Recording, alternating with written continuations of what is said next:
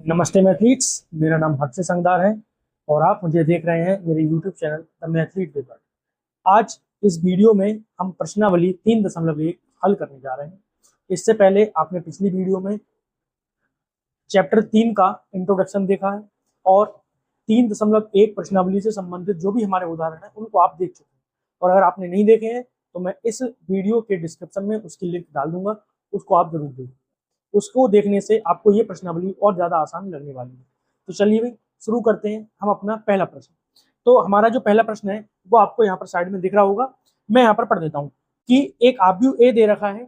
इसके लिए हमें ज्ञात करना है कि पहला नंबर पे आव्यूह की कोटि बतानी है, अवयवों की संख्या बतानी है और साथ में जो ये 4 अवयव हमें दे रखे हैं वो हमें बताने हैं। ठीक है भाई। तो सबसे पहले हम क्या करते हैं, इसका सॉल्यूशन शुरू कर रहे हैं और हम पहला वाला पार्ट कर रहे हैं। पहले वाले पार्ट में हमसे क्या पूछा है, पहले वाले पार्ट में पूछा है आव्यूह की कोटि। तो देखो मैंने आपको अपनी पहली वीडियो में आपको बहुत अच्छे से समझाया था कि किसी भी आव्यूह की जो कोटि है वो कैसे निकाली जाती है। तो आव्यूह की कोटि निकालने के लिए हमें क्या करना होता है, हमें देखना पड़ता है कि इसमें कितनी पंक्तियां हैं और कितने स्तंभ हैं। क्योंकि जो आव्यूह की कोटि होती है उसको लिखा जाता है पंक्ति गुणा स्तंभ से।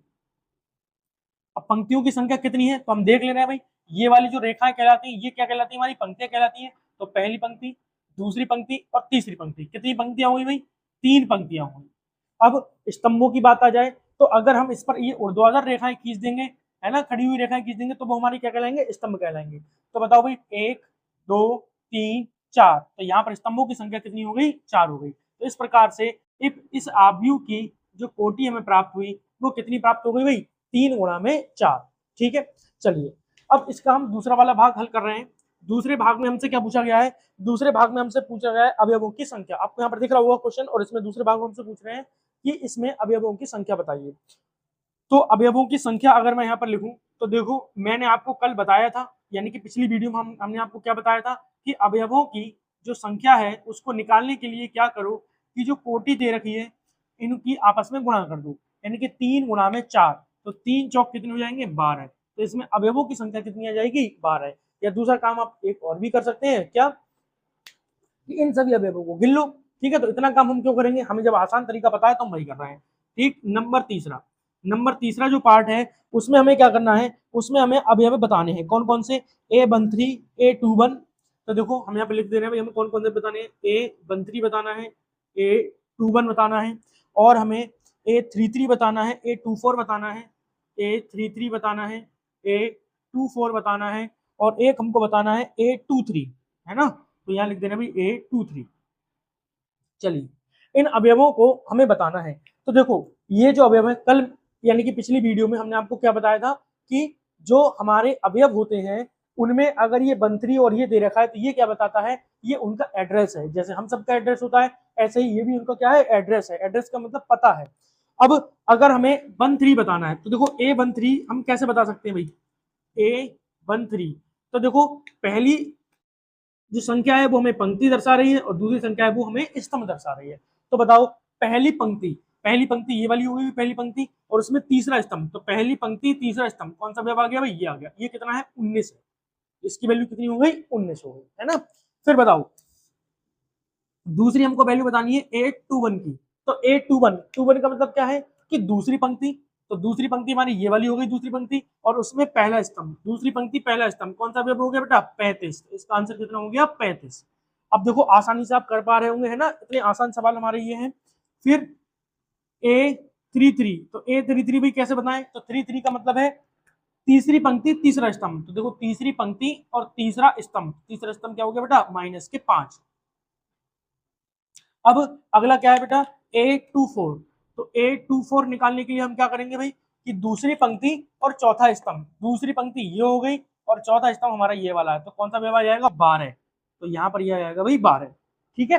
चलिए आगे देखिए भाई, A24 हो गया। फिर बताओ A23। तो A23 कैसे निकालें भाई, तो A23 निकालने के लिए दूसरी पंक्ति तीसरा स्तंभ। तो दूसरी पंक्ति ये रही भाई और तीसरा स्तंभ ये वाला। तो कौन सा व्यवहार हो गया, 5/2। तो इस प्रकार से हमने बहुत ही आसान तरीके से अपना पहला क्वेश्चन हल कर लिया है ना। चलिए भाई अब करेंगे अपना दूसरा प्रश्न। तो चलिए भाई दूसरे प्रश्न का अपने सॉल्यूशन शुरू कर रहे हैं हम। सॉल्यूशन हम करेंगे कौन से प्रश्न का भाई, दूसरे का। और देखो आपको यहाँ पर साइड में या फिर ऊपर आपको दो प्रश्न दिख रहे होंगे, है ना, कौन कौन से, एक तो दूसरा दिख रहा होगा और एक तीसरा, तो हम दोनों को एक साथ में ही हल करने वाले हैं। तो सबसे पहले दूसरा प्रश्न देख रहे हैं क्या, कि यदि किसी आव्यूह में 24 अवयव हैं तो इसकी संभव कोटियां क्या हैं, यदि इसमें 13 अवयव हैं तो कोटियां क्या होंगी। ठीक है, तो हम क्या करें, सबसे पहले अवयवों की संख्या लिखते हैं 24। यदि 24 अवयव हैं तो संभव कोटियां। अब देखिए भाई, अगर हमारे पास में 24 अवयव है तो कल मैंने तुम्हें बताया था, यानी कि जब हम पिछली वीडियो को अपनी देख रहे थे, अगर आप फिर से उसको देखेंगे तो मैंने उसमें खूब अच्छी तरीके से समझा दिया है कि कैसे हम संभव कोटियां ज्ञात करते हैं। तो संभव कोटियां निकालने के लिए सबसे पहला काम क्या रहता है कि भाई हमें जो अवयव दे रखे हैं, अवयवों की संख्या दे रखी है, उनको ऐसे दो संख्याओं के रूप में लिखते हैं जिनके गुणनफल 24 आ जाए। यानी कि अब देखिए भाई, अगर मैं एक की गुणा किससे कर दूं कि भाई 24 प्राप्त हो जाए मुझे, तो बताओ एक की गुणा किससे करें कि 24 मिल जाए। तो हमने कभी देखो एक की गुणा तो हमें किससे करनी पड़ेगी, 24 से ही करनी पड़ेगी। तो ये हमारा पहली कोटि ये बन गई। दूसरी, फिर बताओ कि दो की गुणा किससे कर दे कि 24 मिल जाए, तो दो की गुणा हमें किससे करनी पड़ेगी भाई, 12 से करनी पड़ेगी, है ना। तो यहाँ पर मैं लिखता हूँ 2 गुणा में 12, 2 गुणा में 12। फिर बताओ भाई तीसरे पार्ट के लिए कि अब 3 की गुणा किससे कर दें कि 24 मिल जाए, तो 3 की गुणा हमें किससे करनी पड़ेगी भाई, 8 से करनी पड़ेगी। तो 3 गुणा में क्या हो जाएगा, 8। फिर बताओ 4 की गुणा किससे कर दें कि 24 मिल जाए, तो 4 गुणा में 6 आ जाएगा, है ना, यही तो आएंगे भाई, 4 गुणा में 6। ठीक है, इसके बाद में अब आ जाते हैं कि 5 की गुणा किसी से करने पर मिलेगा, नहीं मिलेगा। 6 पर मिलेगा क्या, बिल्कुल मिलेगा। तो क्या लिखते हैं भाई यहाँ पर, 6 गुणा में 4, 6 चौक 24। फिर 7 पर 24 नहीं आएगा, 8 पर फिर से आ जाएगा, 8 गुणा में 3। फिर क्या होगा अभी बताओ, 8 गुणा में 3 आ गए। वैसे तो आसान तरीका यही है कि देखो आप यहाँ पर देख रहे होंगे, लास्ट में 4 गुणा में 6 आया, फिर अब उल्टा शुरू हो गया, 6 गुणा में 4 आ गया, 8 गुणा में 3 आ गया, अब क्या आएगा 12 गुणा में 2। तो डायरेक्ट भी कर सकते हैं, यहाँ से क्या आएगा भाई 12 गुणा में 2। और एक लास्ट हमारी जो निकलेगी वो क्या निकलेगी, 24 गुणा में 1। तो इस प्रकार से हमने अपनी संभव कोटियां निकाली। तो कितनी संभव कोटियां हैं बेटा, 1 2 3 4 5 6 7 8। तो हम यहाँ लिख लेंगे अतः इसकी 8 संभव कोटियां हैं। चलिए भाई, इसी का अगला एक पार्ट और है दूसरे का ही। क्या पार्ट है बेटा, अब की हमसे कह रहे हैं कि अवयवों की जो संख्या है वो अब इस बार कितनी है, अवयवों की संख्या भाई 13 है। अवयवों की संख्या कितनी है इसमें, 13 है। तो हम यहाँ पर लिख देंगे अवयवों की संख्या 13 है, तो संभव कोटियां। अब ये तो और ज्यादा ही आसान हो गया, क्यों, क्योंकि भाई देखो 13 तो केवल एक की गुणा 13 करने पर ही 13 आएगा, और तो कहीं पर आएगा नहीं। तो इसका मतलब क्या हो गया, पहली कोटि तो क्या हो जाएगी 1 गुणा में 13, और दूसरी क्या हो जाएगी 13 गुणा में 1। तो इस प्रकार से ये इसकी केवल दो संभव कोटियां हो जाएंगी। तो हम लिख देंगे अतः इसकी दो कोटियां संभव है, संभव है। इसके बाद में अब आप यहां पर भी क्वेश्चन देख रहे होंगे साइड में, क्वेश्चन नंबर 3, है ना। अब तीसरे का सॉल्यूशन करते हैं। तीसरे क्वेश्चन में हमसे क्या कह रहे हैं कि यदि किसी आव्यूह में 18 अवयव है तो संभव कोटियां बताइए, और इसमें 5 अवयव है तो संभव कोटियां बताइए। तो भाई सबसे पहले हम क्या लिख लेते हैं कि अवयवों की संख्या अगर कितनी है, 18 है, अवयवों की संख्या 18 है, तो संभव कोटियां। अब बताइए भाई कि 18 हम कैसे कैसे ला सकते हैं। तो सीधी सी बात है, सबसे पहली क्या बन जाएगी, 1 गुणा में 18। दूसरी क्या बनेगी बताओ, 18 गुणा में 1। चलो अब बताओ 2 गुणा में 9। और क्या बन जाएगी, तो यहीं से बताओ बना दे रहे हैं, 9 गुणा में 2। ठीक है, फिर बताओ अगला भाई, 9 गुणा में 2 बन गई। अब बताओ 3 से बताओ किसकी बनेगी, तो 3 गुणा में 6। और क्या बन जाएगी बताओ, 6 गुणा में 3। क्या और भी कोई संभव कोटियां हैं भाई, और है क्या, देखो 9 गुणा में 2, 2 गुणा में आ गए, और कोई संभव कोटियां होंगी, और कोई नहीं होंगी, है ना। क्योंकि 4 से गुणा में नहीं आएगा, 6 में आ गया, 5 में नहीं आएगा, 3 में नहीं आएगा, है ना, 3 में आ चुका है ना, बस तो यही हो जाएंगे। तो हमारी कितनी समग्र कोटियां हो गई, 1 2 3 4 5 6। अतः इसकी 6 कोटियां संभव हैं।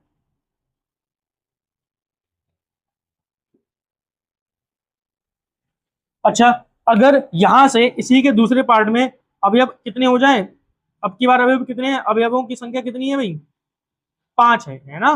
दूसरा पार्ट क्या कर रहा है कि अवयवों की संख्या कितनी है, 5। तो अगर अवयवों की संख्या 5 है तो कोटियां कितनी भाई, कोटि के कौन कौन से बन जाएंगी, तो भाई यहाँ पर कोटियां बन जाएंगी। एक तो बनेगी 1 गुणा में 5, और तथा एक बन जाएगी भाई 5 गुणा में 1। बताओ भाई, इसके अलावा कोई दूसरी कोटि संभव होगी नहीं, है ना। तो इस प्रकार से हमने अपने प्रश्न संख्या 2 और 3 को हल कर लिया है ना। अब करेंगे भाई अपना चौथा प्रश्न। तो भाई आपको अब चौथा प्रश्न बोर्ड पर दिख रहा होगा, है ना, कुछ चीजें मैंने यहाँ पर नोट भी कर दी है। तो हमें अब क्या करना है, हमें एक 2 गुणा 2 कोटि का एक आव्यूह बताना है, जो कि जो आव्यूह है वो a बराबर स्मॉल ए आई जे के रूप में दे रखा है, ठीक है। और ए आई जे की हर जगह क्या दे रखी है, हमें वैल्यू दे रखी है, जहाँ की हमको पता है कि भाई ए आई और जे, आई क्या है, आई यहाँ पर क्या कहलाती है, पंक्ति, और जे क्या कहलाता है, स्तंभ। तो हम यहाँ पर क्या करेंगे, सबसे पहले एक 2 गुणा 2 कोटि का एक आव्यूह लिख लेंगे। हमने लिख लेंगे, माना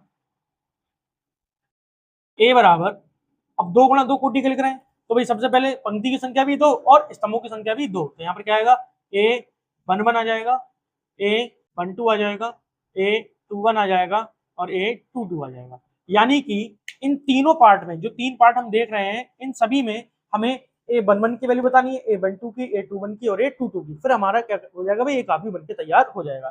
तो सबसे पहले हम पहले वाले को नोट कर लेते हैं।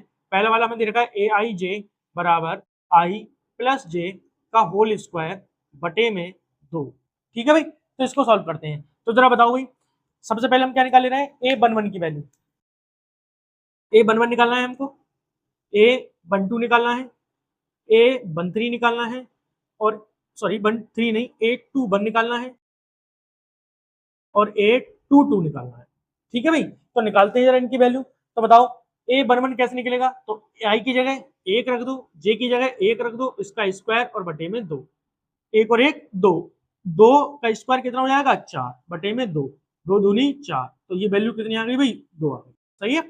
यहाँ पर भी देखो भाई ऐसे ही भाई, आई की जगह 1 रख दो और जे की जगह 2 रख दो, बटे में 2, ऊपर वाले का स्क्वायर, 1 और 2 3, 3 का स्क्वायर कितना होगा भाई, 9 बटे में 2। तो यही वैल्यू आ गई, है ना। इसमें कोई हल नहीं होगा भाई। अब बताओ क्या करें, आई की जगह 2 रख दो, जे की जगह 1 रख दो, इसका स्क्वायर कर दो, बटे में 2 कर दो, 2 और 1 3, 3 का स्क्वायर 9। तो ये आ गया भाई फिर से 9 बटे 2। अगला देखो, आई की जगह 2, जे की जगह 2, इसका स्क्वायर बटे में 2। बताओ भाई 2 और 2 4, 4 का स्क्वायर 16 है, तो 16 बटे 2, 2 अट्ठे 16। इस तरह से इसकी वैल्यू कितनी आ गई भाई, 8। अब हमें सभी वैल्यू प्राप्त हो गई है, तो हम यहाँ से क्या लिख सकते हैं, अब ए की वैल्यू लिख सकते हैं। तो ए बराबर, बताओ भाई ए बराबर क्या आएगा, तो ए बराबर ए 1 1 की जगह कितना है, 2, ए 1 2 की जगह बताओ कितना है भाई, 9 बटे 2, ए 2 1 की जगह कितना है, 9 बटे 2, और ए 2 2 की जगह कितना है, 8। इस प्रकार से हमारा ये आव्यूह बनके तैयार हो गया। कौन से पार्ट का, पहले पार्ट का। अब देखिए भाई, हम यहाँ से कर रहे हैं अपना दूसरा पार्ट।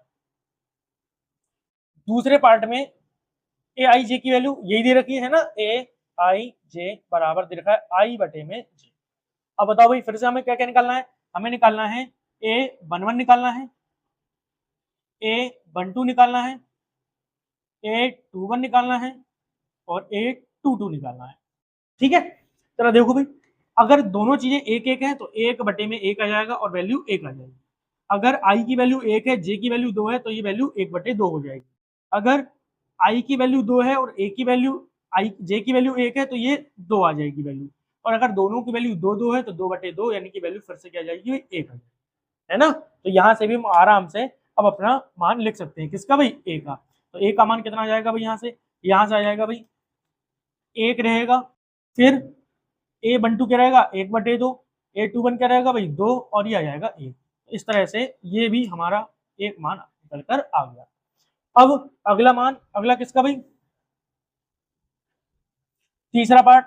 तीसरा पार्ट इसका क्या है बताओ, ए आई जे बराबर, जरा बताओ भाई क्या करना है, हमें यहाँ पर वैल्यू दे रखी है आई प्लस 2j की होल पावर 2 बटे में 2। ठीक है, फिर से हम वही वैल्यू निकालेंगे, कौन कौन सी, a11 का मान, a12 का मान, a21 का मान और a22 का मान। चलिए भाई इसको भी हल करते हैं। तो इसको हल करने के लिए क्या करें कि सबसे पहले भाई आई की जगह 1 लगाओ, 2 गुणा में जे की जगह 1 लगाओ बटे में 2, ऊपर वाले का क्या कर दो भाई स्क्वायर। बताओ भाई, एक तो एक रहेगा, 2 एकम 2, 2 और 1 3, 3 का स्क्वायर 9। तो देखो इतनी कैलकुलेशन तो भाई सभी को आती होगी, तो ये हो जाएगा 9 बटे में 2।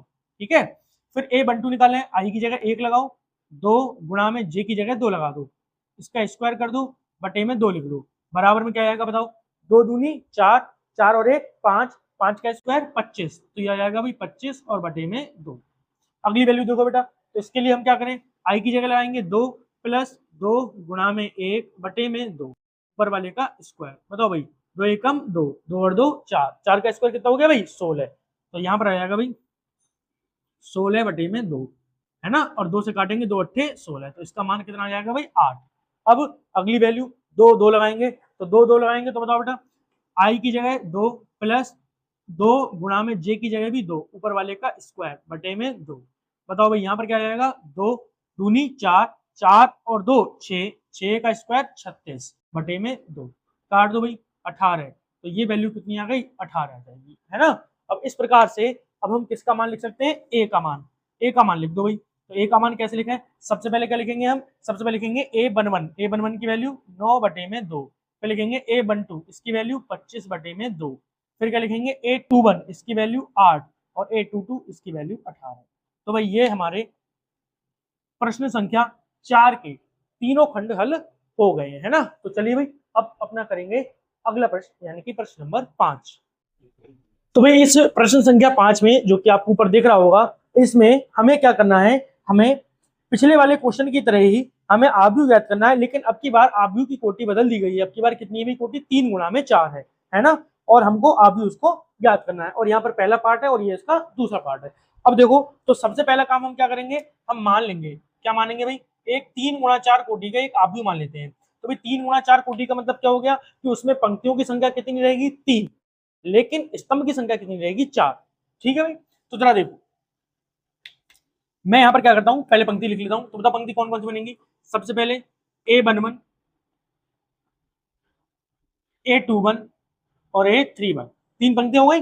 स्तंभ की संख्या कितनी रखनी है 4, तो बताओ यहाँ पर क्या आएगा, यहाँ पर आएगा भाई a12 a13 और a14, फिर बताओ बेटा a22 a23 और a24, यहाँ पर क्या आएगा भाई a32 a33 और a34। ठीक है, तो इस तरह से भाई हमारा ये आव्यूह बनकर तैयार हो गया। अब लेकिन आप देख रहे हैं भाई इसमें इतनी सारी हमें वैल्यू निकालनी पड़ेगी। तो सबसे पहले हम वैल्यू निकालने के लिए हम पहले वाले अपने भाग को ले लेते हैं। पहला भाग हमारा देखा है ए आई जे बराबर 1/2 मोड में माइनस के 3i प्लस में j। ठीक है, हमें कौन कौन सी वैल्यू निकालनी है, हमें निकालनी है भाई a11 से लेकर a34 तक की वैल्यू। तो मैं यहाँ पर लिख देता हूँ भाई, a11 निकालेंगे हम, a12 निकालेंगे, a13 निकालेंगे, a14 निकालेंगे, a21 निकालेंगे, a22 निकालेंगे, और एक और लिख लेते हैं a23, है ना। यहाँ तक की पहले वैल्यू निकाल लेते हैं, उसके बाद फिर आगे निकालेंगे। चलो a24 और लिख ले रहे हैं, चलो a24। ठीक है, यहाँ तक की पहले वैल्यू निकाल लेते हैं। तो बताओ भाई a11 निकालने के लिए हम क्या करेंगे, 1/2 माइनस के 3 गुणा में 1 लिखेंगे आई की जगह, और जे की जगह भी क्या लिखेंगे भाई 1। 3 एकम 3 हो गए, 3 में से 1 जाएंगे भाई क्योंकि ये माइनस के 3 है, 2 बचेगा। अब 2 बचेगा माइनस का, लेकिन मोड लगाया तो किसका हो जाएगा, प्लस का हो जाएगा।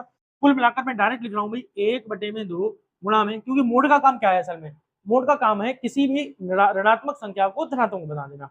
तो यहाँ पर 3 किसके आ रही है, माइनस के, अब 1 किसका है, प्लस का, माइनस के 2 बच रहे हैं, तो माइनस और ये मोड लगाया तो मोड क्या बना देगा, 2 को प्लस का बना देगा, यानी कि 1/2 गुणा बचेगा 2, 2 से 2 कट जाएंगे तो आंसर आ जाएगा a।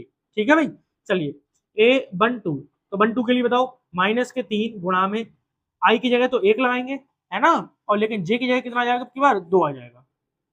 अब जरा बताओ 1/2 तो ऐसे ही रहेगा, 3 एकम 3, 3 में से 2 गए कितने बचे, एक, एक बचेगा माइनस का, लेकिन मोड़ लगाया तो प्लस का हो जाएगा, तो ये फिर से बचेगा 1, इसकी वैल्यू आ जाएगी हमारी 1/2 ये रहेगी। फिर बताओ बेटा 1/2 यहाँ पर बोलो भाई, यहाँ पर क्या करना है, तो यहाँ पर देखो माइनस के 3 गुणा में आई की जगह क्या लिखना है भाई 1 प्लस इसकी जगह क्या आएगा भाई 3।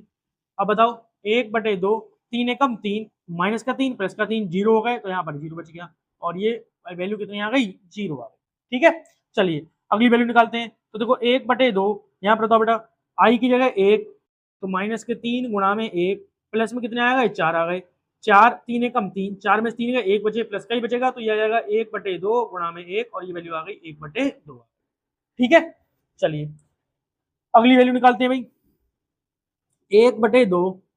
अब की बार भाई देखो माइनस के 3 आई की जगह 2 आ गए और जे की जगह 1 है ना, तो 2 पर निकाल रहे हैं हम। तो बताओ यहाँ से वो 3 दूनी 6, 6 में से 1 गए 5, तो देखो 5 कितने माइनस के, लेकिन मोड़ लगाए तो प्लस के हो जाएंगे, 1/2 गुणा में 5, तो ये आ गई हमारी 5/2। फिर बताओ अगली वैल्यू 1/2, अब की बार वैल्यू कौन सी निकाले 2 यानी कि आई की जगह भी 2 है और जे की जगह भी कितना है भाई 2 है, प्लस का चिन्ह, सॉरी यहाँ पर जे की जगह भी कितना है भाई 2 है। अब बताओ भाई तो 1/2 तो ऐसे ही रहेगा, 3 दूनी 6, 6 में से 2 गए कितने बचे 4 बचेंगे माइनस के, लेकिन मोड़ लगाया तो प्लस के हो जाएंगे और ये हो जाएगा 2 दूनी 4, तो ये वैल्यू कितनी आ गई बताओ 2 आ गई। चलो 2 3 निकालना है, तो बताओ 1/2 मोड़ में बताओ बेटा माइनस के 3 गुणा में आई की जगह 2 प्लस जे की जगह 3। अब बताओ भाई 3 दूनी 6, 6 में से 3 गए कितने बचे 3 बचेंगे माइनस के, लेकिन क्योंकि मोड़ लग रहा है तो किसके हो जाएंगे भाई प्लस के हो जाएंगे, यहाँ पर वैल्यू कितनी आ गई 3/2। यहाँ की देखो ये वैल्यू 2 4 निकालने के लिए 1/2 बताओ भाई माइनस के 3 गुणा में 2 प्लस में कितने आएंगे 4। अब बताओ 3 में से 2 गए 3 दूनी 6, 6 में से 4 गए 2 बचेंगे, तो ये भाई 2 बचेंगे किसके माइनस के, लेकिन मोड़ लग रहा है तो प्लस के हो जाएंगे, 1/2 गुणा में 2, तो बराबर में 2 से 2 कटेंगे, आंसर कितना आ जाएगा भाई 1 आ जाएगा। ठीक है, तो ये हमारी वैल्यू लिख रही कहाँ तक की 824 तक की। अब आगे की वैल्यू निकालते हैं, तो बताओ भाई अगली वैल्यू कौन सी निकालेंगे हम, A31 निकालेंगे भाई, A31। A31 कैसे निकालें, तो भाई सेम चीज वही कि क्या वैल्यू लगाओ 1/2, ठीक है, माइनस के 3 गुणा में 3 आई की जगह 3 और जे की जगह 1 है ना, यही आ रहा है भाई। तो बताओ यहाँ से क्या वैल्यू आ जाएगी, तो यहाँ से जो हमारी वैल्यू निकल कर आएगी वो आएगी भाई बताओ कौन कितनी 1/2, 3 3 9, 9 में से कितने बचे भाई 8, माइनस के बचेंगे लेकिन मोड़ लग रहा है तो किसको जाएंगे प्लस के, 1/2 गुणा में 8, 2 चौक 8, तो वैल्यू कितनी आ गई भाई 4। ठीक है, फिर बताओ अगली वैल्यू कितनी, पहले लिख लेते हैं भैया ना, A32 निकालेंगे, फिर A33 निकालेंगे और फिर A34 निकालेंगे। बताओ भाई अब देखो ये आ जाएगा भाई हमारा 1/2 माइनस के 3 गुणा में इसकी आई की जगह 3 और जे की जगह 2, तो ये वैल्यू कितनी आ गई बताओ 1/2, 3 3 9, 9 में 2 गए 7 बचे, लेकिन 7 किसके बचेंगे बचेंगे भाई माइनस के, लेकिन हो जाएंगे प्लस के, तो ये वैल्यू आ गई हमारी 7/2। फिर बताओ अगली वैल्यू, तो यहाँ से देखो 1/2 3 निकालना है, तो माइनस के 3 आई की जगह 3 जे की जगह 3 बराबर में 3 3 9, 9 में 3 कितने बचे भाई 6, 6 बच रहे हैं माइनस के, लेकिन मोड़ लग रहा है तो प्लस के हो जाएंगे, 1/2 गुणा में 6, 2 3 6, तो ये वैल्यू कितनी आ गई भाई 3 आ गई। ठीक है, चलो अब अगली वैल्यू 3 4, तो बताओ बेटा 1/2 मोड़ बताओ माइनस के 3 गुणा में ए की आई की जगह 3 और जे की जगह 4, 3 3 9, 9 में 4 कितने बचे 5, तो ये आ गया 1/2 गुणा में 5, तो ये वैल्यू कितनी आ गई भाई 5/2। इतना काम हमने कर लिया। अब हमारी वैल्यू कुल मिलाकर हम किसकी वैल्यू निकाल सकते हैं, अब ए की, जो हमें ए निकालना था यहाँ पर। तो बताओ भाई ये क्या निकालना था, तो हम ए की वैल्यू निकालना है भाई, ए की वैल्यू कैसे निकालें, तो वैल्यू लगा दो यहाँ पर, A11 की वैल्यू लगाओ बेटा, A11 की वैल्यू 1 है, A12 की वैल्यू बताओ 1/2 है, A13 की वैल्यू बताओ 0 है, A14 की वैल्यू बताओ 1/2 है, A21 की वैल्यू बताओ 5/2 है, A22 की वैल्यू बताओ 2 है, A23 की वैल्यू बताओ 3/2 है, A24 की वैल्यू बताओ 1 है, A31 की वैल्यू 4, A32 की वैल्यू 7/2, A33 की वैल्यू 3 और A34 की वैल्यू 5/2। इस प्रकार से भाई ये हमारा जो क्वेश्चन है वो इसका एक पार्ट अभी हमारा सॉल्व हो गया। अब इसको रफ करके फिर इसका दूसरा पार्ट भी हल कर देते हैं। तो चलिए भाई, सबसे पहले हम इसका दूसरे पार्ट को नोट कर लेते हैं। तो दूसरा पार्ट क्या है भाई हमारा? दूसरे पार्ट में लिखा है ए आई जे बराबर 2i माइनस जे। ठीक है, तो भाई देखो सबसे पहले हमें यही सभी वैल्यू निकालनी पड़ेंगी फिर से। तो हम निकालेंगे a11 का मान निकालेंगे, a12 का निकालेंगे, a13 का निकालेंगे, a14 का निकालेंगे, a21 का निकालेंगे, a22 का निकालेंगे, a23 का निकालेंगे, a24 का निकालेंगे, है ना। ये पहले इतनी वैल्यू निकाल लेते हैं। चलो भाई देखो, a11 के लिए क्या करेंगे, 2 गुणा में i की जगह 1 और j की जगह 1। तो बताओ 2 एकम 2, 2 में से 1 गए, 1 बच गया। a12 का निकालना भी देखो, 2 i की जगह 1 और j की जगह भी 2, तो 2 एकम 2, 2 में से 2 गए, 0 बच गए। a13 के लिए क्या करें भाई, 2 गुणा में i की जगह 1 और j की जगह माइनस के 3, 2 एकम 2, 3 में से 2 गए, 1 बचेंगे, लेकिन किसके, माइनस के। a14 के लिए भाई 2 गुणा में 1 और माइनस के 4, j की जगह 4, तो भी बताओ 2 एकम 2, 4 में से 2 गए, कितने बचे, 2, किसके, माइनस के। अगली वैल्यू भाई 2 क्या करेंगे भाई, बताओ 2 गुणा में i की जगह 2 और j की जगह 1, 2 दूनी 4, 4 में से कितने बच गए, 3 बच गए। फिर बताओ भाई 2 गुणा में 2 और इसकी j की जगह क्या आ जाएगा, की बार 2 आ जाएगा, तो 2 दूनी 4, 4 में से 2 गए, कितने बच गए, 2 बच गए। फिर 2 गुणा में 2 और इसकी जगह कितना आ जाएगा बेटा, 3 आ जाएगा j की जगह। a23 निकालना है तो 3 आ जाएगा, तो 2 दूनी 4, 4 में से 3 कितने बच गए, 1। 2 गुणा में i की जगह 2 और j की जगह भी 4, 2 दूनी 4, 4 में से 4 कितना बचेगा, 0। सही है, तो ये हमारी इतनी वैल्यू निकल गई, किसकी निकल गई भाई, a24 तक की। अब यहाँ से भी अगली वैल्यू निकालना है, किस किसकी निकालना है अब निकालेंगे भाई a31 की, a32 की, a33 की और a34 की। ठीक है, चलो देखो भाई 2 गुणा में 3 माइनस 1, तो बताओ 2 3 6 में से गए, कितने बचे गए, 5। 2 गुणा में 3 माइनस 2, 2 3 6 में 2 गए, कितने बचे गए, 4। 2 गुणा में 3 माइनस 3, 2 3 6 में 3 गए, कितने बचे गए, 3। 2 गुणा में 3 माइनस 4, 2 3 6 में 4 गए, कितने बचे गए, 2। तो कुल मिलाकर हमारी ये सभी वैल्यू निकलकर आ गई है।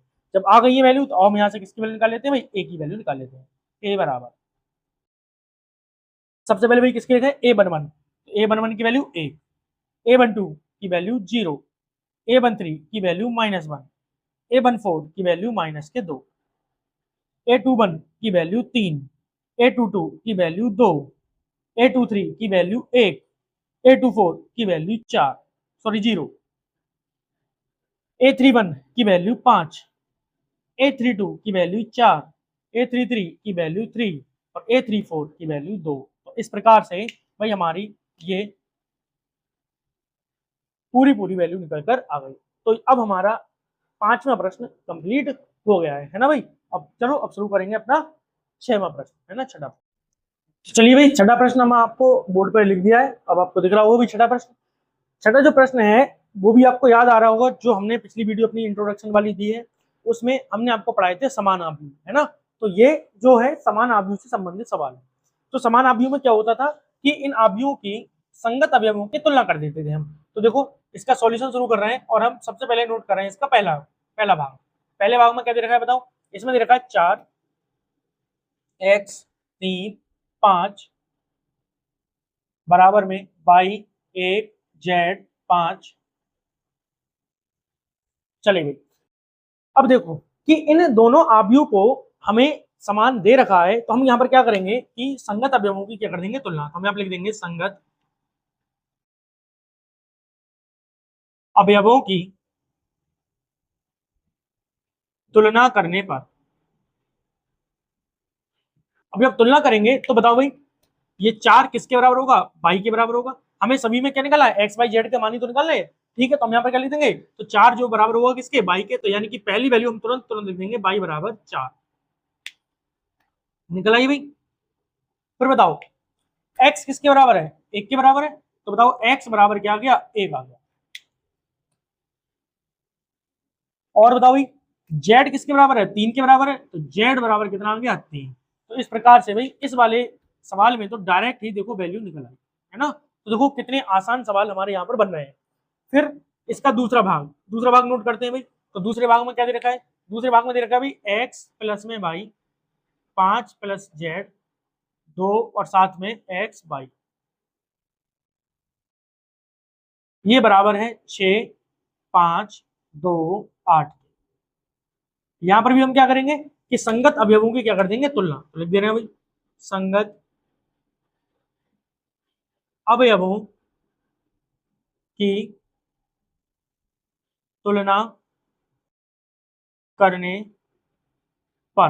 तो देखिए भाई अब हम तुलना कर रहे हैं, तुलना कैसे करें, तो देखो x प्लस वाई बराबर किसके होगा, 6 के। x प्लस वाई बराबर 6, तो देखो ये हम डाल दे रहे हैं समीकरण नंबर 1। ठीक है, दूसरा भाग बता बेटा, 5 प्लस जेड बराबर किसके होगा, 5 के। 5 प्लस जेड बराबर 5 के, तो देखो 5 इधर जाएगा, 5 में से 5 गए कितने बचेगा, 0। तो कुल मिलाकर जेड की वैल्यू यहाँ से कितनी आ गई, 0 आ गई। तो देखो एक आंसर तो यहीं से निकल आया, जेड का मान यहाँ से जा रहा है तो निकल गया। और तीसरी जो वैल्यू है वो कह दे रहा है कि एक्स बाई बराबर किसके, 8 के। एक्स बाई बराबर किसके भाई, 8 के। तो यहां से देखो भाई समीकरण नंबर इसको क्या मान लेते हैं, 2। अब 1 और 2 को हमें हल करना है। वैसे देखो डायरेक्ट भी हो सकता है, कैसे, हमें ऐसी दो संख्याएं बतानी है जिनका योग कितना आ जाए, 6 और गुणनफल कितना हो, 8। तो सीधी सी बात है कितनी आ जाएंगी भाई, x बराबर 1 कितनी हो जाएगी, या तो x की वैल्यू 4 होगी और y की वैल्यू 2। तो यहाँ से y और x की दोनों की वैल्यू निकल आएंगी इस प्रकार से। लेकिन क्योंकि यहाँ पर हम हल कर दे रहे हैं तो हल कैसे करें बताओ, तो हल करने के लिए हम यहाँ पर क्या कर रहे हैं कि समीकरण 1 से जो मान है वो समीकरण 2 में रख दे रहे हैं, किसका मान, x का मान रख दे रहे हैं। तो यहाँ पर लिख दे रहे हैं समीकरण 1 से, जैसे हम 10th क्लास में करते थे भाई है ना, प्रतिस्थापन विधि से बस वही काम करेंगे।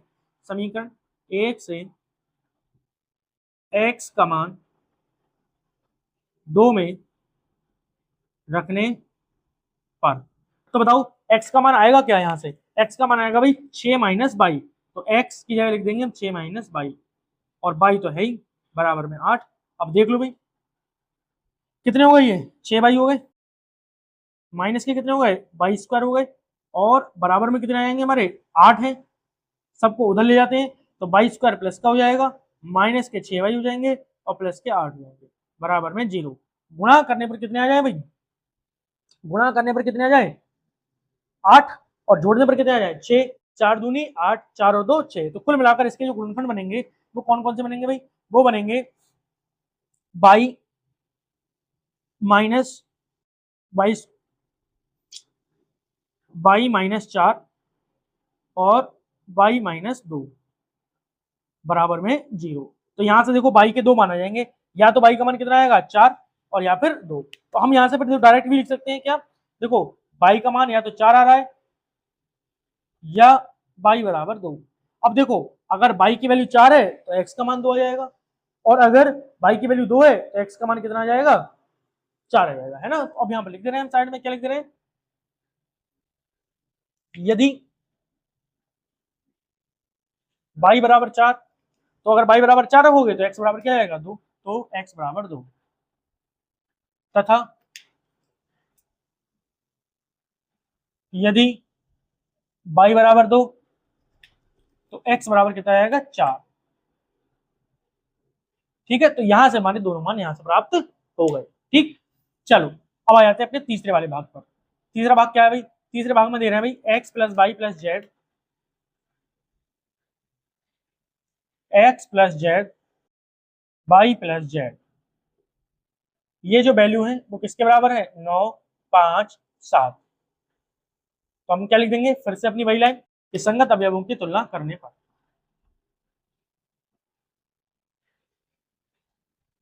की तुलना करने पर साफ साफ दिख रहा है बेटा, तीन समीकरण बनेंगी, कौन कौन सी, एक तो बन जाएगी x plus y plus z बराबर 9, दूसरी समीकरण क्या बन जाएगी भाई, एक्स प्लस जेड बराबर 5,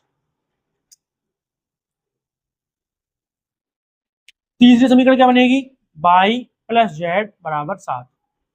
अब देखो हम यहाँ पर करेंगे क्या, हम यहाँ पर बहुत आसान तरीके से करने वाले हैं, क्या कि देखो x प्लस जेड की वैल्यू अगर मैं समीकरण 1 में रख दूं तो x और z की जगह 5 रख दूंगा तो y की वैल्यू कितनी आएगी, 4। y प्लस जेड की वैल्यू अगर मैं यहाँ पर रख दूं समीकरण 1 में तो y प्लस जेड की वैल्यू कितनी आएगी, 7, तो x की वैल्यू कितनी आएगी, 2। इस प्रकार से हम आसानी से कर लेंगे, कैसे, सबसे पहले मैं यहाँ पर लिख रहा हूँ क्या, समीकरण 1 व 2 से, इन दोनों से क्या करेंगे कि x प्लस जेड की जगह मैं क्या रख दे रहा हूँ बेटा, 9। तो यहाँ आ जाएगा 9 प्लस में by, sorry x plus Z की रखेंगे 5, एक्स प्लस जेड की वैल्यू कितनी है 5, तो यहाँ पर 5 रख दो, तो इसकी वैल्यू कितनी बचेगी बताओ, बाई प्लस में बाई और बराबर में कितने हैं 9, 5 उधर चले जाएंगे तो बाई की वैल्यू कितनी आएगी भाई, 9 में से 5 गए 4, तो बाई का मान आ गया भाई 4। अब क्या करें, समीकरण 1 और 3 को हल कर दे रहे हैं, समीकरण 1 व 3 से क्या करें भाई, 1 व 3 से, तो यहां से समीकरण नंबर 3 में जो बाई प्लस जेड दे रखा है इसका मान 1 में रख दो, तो बाई प्लस जेड बराबर इसमें रख देंगे, तो यहाँ पर क्या आएगा अभी बताओ, एक्स प्लस 4 बराबर 9, 4 उधर चले जाएगा तो 9 में से 4 गए कितने बचे 5, इसकी वैल्यू आ जाएगी 5। पहला आंसर ये आ गया, दूसरा आंसर ये आ गया। अब देख लो भाई, बाई का मान आ गया, अब किसका मान रह गया, जेड का मान रह गया, तो जेड का मान क्या करो, समीकरण दो में एक्स बराबर 5 रख दो, समीकरण 2 में एक्स बराबर 5 रखने पर, रख दो भाई एक्स बराबर 5, तो समीकरण 2 में रख रहे हैं, एक्स 5 रख दो, तो 5 प्लस में जेड बराबर 5, 5 से 5 कैंसिल, तो जेड का मान यहाँ से क्या आ गया भाई 0 आ गया। तो इस प्रकार से भाई हमने एक्स बाई और जेड तीनों ही भागों में एक्स बाई जेड के मान हमने आसानी से निकाल लिए। उम्मीद है कि आपको बहुत अच्छे से ये चीजें समझ में आ रही होंगी, और अगर नहीं समझ में आई होंगी तो देखो इसका कॉन्सेप्ट हमने अपनी पहली वीडियो यानी कि जिसमें इंट्रोडक्शन कराया है इस चैप्टर का, उसमें हमने इसको बहुत अच्छे से समझाया है। ठीक है भाई, अब ये हमारा छठा प्रश्न हो गया, अब हम अपने सातवें प्रश्न की ओर बढ़ रहे हैं। तो भाई ये जो हमारा सातवां प्रश्न है वो भी जो हमारे समान आव्यूह है उसी कॉन्सेप्ट पर बेस्ड है ना। तो इस क्वेश्चन को भी देखते हैं। हमसे कह रहे हैं कि ये समीकरण दे रखा है और हमें इसमें ए बी सी और डी के मान निकालने हैं। तो हम सबसे पहले समीकरण को लिख लेते हैं, क्या कि a minus b, 2a minus b, 2a plus c, 2a minus b, sorry 3c plus d. ये जो आव्यूह है ये बराबर है -1, 0, 5 और 13। अब ये दोनों आव्यूह बराबर हैं और हमें क्या बताना है, ए बी सी तथा डी के मान ज्ञात करने हैं। तो फिर से हम वही काम करेंगे अपना, क्या कि संगत अवयवों की तुलना करने पर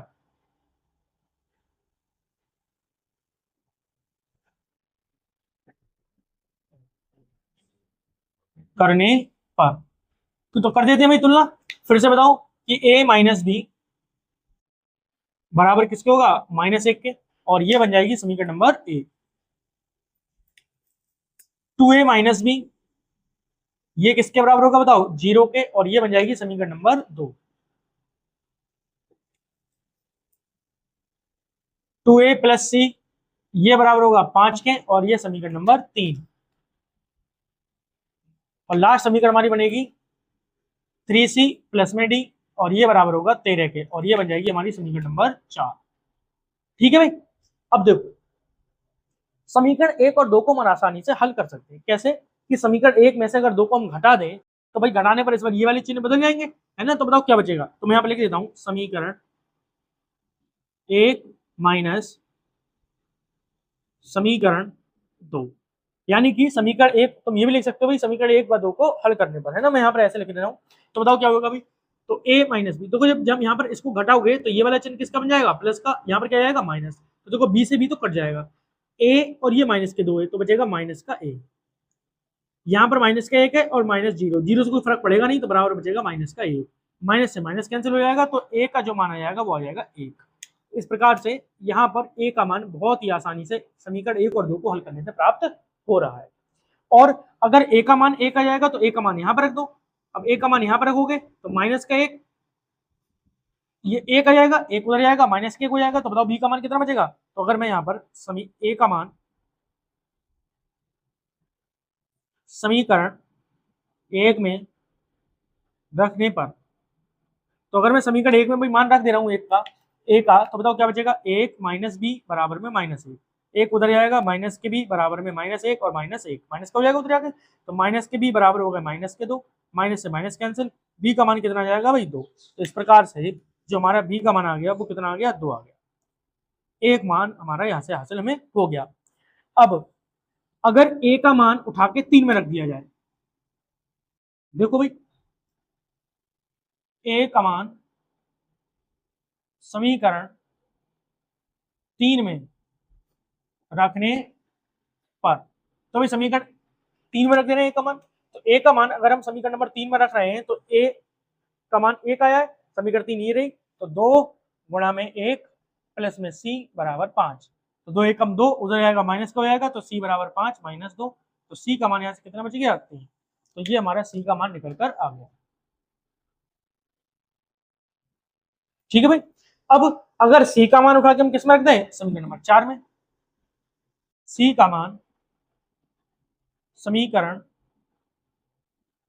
4 में रखने पर, तो भी रख दे रहे हैं समीकरण 4 में सी का मान, तो सी का मान जब रख देंगे, सी का मान है कितना 3, तो 3 गुणा में 3 प्लस में डी बराबर में 13, 3 3 9, तो डी बराबर रहेगा 13 और माइनस के 9, तो डी का मान आ जाएगा भाई 4। तो इस प्रकार से भाई हमने सवाल नंबर 7 में ए बी सी और डी चारों के मान हमने अपने निकाल लिए है ना, और मुझे उम्मीद है भाई बहुत बढ़िया करके ये सवाल समझ में आपको आ रहे होंगे। तो अब अगले प्रश्न पर अपने आएंगे, ठीक है भाई। तो चलिए भाई अब शुरू करते हैं अपने इस एक्सरसाइज के अंतिम प्रश्न, जो कि तीनों प्रश्न हमारे कैसे हैं, बहुविकल्पी प्रश्न है।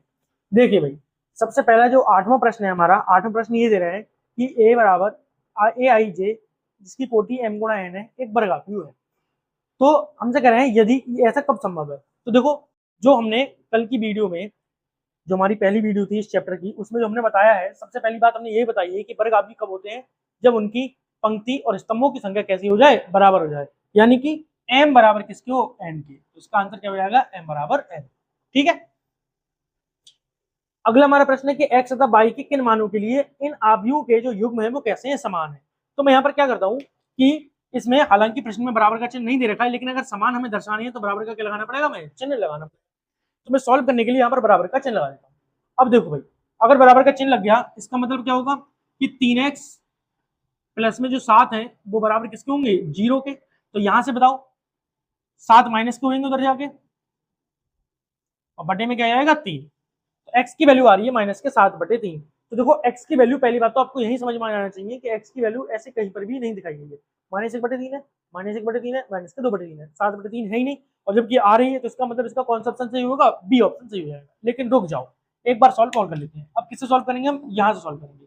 यहाँ से क्या आएगा बताओ, यहाँ से दे रखा है कि 2 - 3x ये बराबर किसके होंगे बताओ, 4 के। ठीक, तो 2 उधर जाएगा, तो माइनस के 3x बराबर होंगे किसके, 4 - 2 के, यानी कि माइनस के 3x बराबर होंगे किसके, माइनस प्लस के 2, तो x बराबर क्या जाएगा, -के 2/3। अब हम देख रहे हैं कि -के 2/3 ये है, तो लेकिन जरा बात समझो कि एक जगह तो x की वैल्यू ये आ रही है और एक जगह x की वैल्यू ये आ रही है, क्या ऐसा संभव है कि किसी एक ही आव्यूह में x की वैल्यू अलग अलग हो, तो ऐसा संभव नहीं है। तो जब हमारी ऐसी अलग अलग वैल्यू आ जाए तो तुरंत हम क्या लिख देंगे कि ज्ञात करना संभव नहीं है। ठीक है, या इसमें कोई और ऑप्शन होता है इनमें से कोई नहीं तो उसको भी हम लगा सकते थे। ठीक है, अगला देखो भाई, हमसे कह रहे हैं कि 3 × 3 कोटि के ऐसे आव्यूहों की कितनी संख्या होगी जिनकी प्रत्येक प्रविष्टि 0 या 1 है। तो हम सबसे पहले काम क्या कर रहे हैं, एक देखो आव्यूह का एक खांचा तैयार कर रहे हैं जिसकी कोटि कितनी है, 3 × 3। अब कोटि 3 × 3 है तो अवयव कितने होंगे, इसमें 9 होंगे। तो हमने क्या करा, इन अवयवों की जगह मैंने बॉक्स बना दिया। समझना भाई ध्यान से, मैं इन 9 अवयवों की जगह क्या बना दे रहा हूँ, बॉक्स बना दे रहा हूँ। ठीक है, देखो यहाँ पर एक हमारा कॉन्सेप्ट काम आएगा जो हमने पढ़ा था कब, 11वीं क्लास में। क्या पढ़ा था हमने, क्रमचय और संचय। हालांकि 11वीं क्लास में पढ़ते नहीं है, लेकिन फिर भी उन्होंने जहां भी तुम पढ़े होगे उन्हें तो पढ़ाया होगा, तुमने नहीं पढ़ा वो एक अलग बात है ना। तो देखो, तो क्रमचय और संचय में क्या था कि हमें शब्द बनाने होते थे, तो हम देखते थे भाई ऐसी बॉक्स बना लेते कि भाई इस बॉक्स को भरने के कितने तरीके हैं। अब देखो इसमें कह रहे हैं कि प्रत्येक जो प्रविष्टि है वो इसमें या तो 0 है या फिर 1 है, यानी कि इस बॉक्स को भरने के कुल कितने तरीके हैं भाई, 2 तरीके हैं, या तो इसमें 0 बनाया जाएगा या फिर 1 बनाया जाएगा। ऐसे ही इस बॉक्स को भरने के भी कितने तरीके हैं, 2, इसको भरने के भी कितने तरीके हैं, 2, इसको भरने के भी 2। यहाँ पर कुल मिलाकर इन सभी को भरने के कुल कितने तरीके हैं भाई बताओ, कुल 2 तरीके हैं, प्रत्येक बॉक्स को भरने के 2 तरीके हैं। तो अगर हमें कुल तरीके निकालने हैं तो हमें सबकी क्या करनी पड़ेगी, गुणा, यानी गुणा करेंगे तो बताओ 2 की गुणा कितनी बार करेंगे, 9 बार, यानी कि 2 की घात कितनी आएगी, 9, और 2 की घात 9 का मान कितना होता है, 512। तो कुल मिलाकर ये हमारा ऑप्शन कौन सा सही हो जाएगा, डी ऑप्शन ये हमारा सही हो जाएगा। और इसी ऑप्शन को करने के बाद इनके 10वें प्रश्न के बाद अब हमारी ये एक्सरसाइज हमारी यहाँ पर समाप्त होती है। अगर आपको ये एक्सरसाइज हमारी पसंद आई हो तो आप इस वीडियो को लाइक कीजिए और अपने और दोस्तों में शेयर कीजिए। और अगर समझ में नहीं आई हो तो कृपया करके एक बार हमारी जो इससे पहले वाली वीडियो है इस चैप्टर की, उसको जरूर देखें। और आपको पता ही है कि हमने इस वर्ष इस अपने चैनल पर बहुत सारे इंपॉर्टेंट वीडियोस भी डाल रखी हैं क्वेश्चन की, है ना। तो और जब आप बोर्ड के पेपर को देखेंगे तो चाहे 10th का हो चाहे 12th का हो, उन इंपॉर्टेंट प्रश्नों में से बहुत सारे प्रश्न हमारे आए हैं। तो आपको अगर उन्हें देखना हो तो आप उनको भी हमारे चैनल पर जाकर देख सकते हैं। हालांकि मैं उन सभी की वीडियो इस वीडियो के डिस्क्रिप्शन में डाल दूंगा। और इससे जो पहली वाली वीडियो है जिसमें हमने इसका क्या पढ़ाया है भाई, हमने इस अपने चैप्टर का इंट्रोडक्शन पढ़ाया है, उसको भी मैं इसके डिस्क्रिप्शन में यहाँ पर डाल दूंगा। और अब हम मिलेंगे अपनी अगली वीडियो में जिसमें हम करेंगे अपनी प्रश्नावली 3.2 के उदाहरण और उसका बेसिक। तब तक के लिए धन्यवाद।